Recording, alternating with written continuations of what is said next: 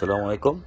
Jadi hari ini kita akan buat proses rendaman benih padi menggunakan baja Power Grow, ya, menggunakan air bebas klorin, iaitu air hujan. Jadi caranya, isi air bagi penuh tong dulu, kemudian terus tuangkan Power Grow dulu, ya. Tuangkan Power Grow dulu. Kemudian baru kita kacau. Kacau. Selesai kacau, baru kita masukkan benih. Jangan salah teknik. Proses yang cara yang betul. Isi air, masukkan Power Grow, baru masuk benih padi. Okey, ya.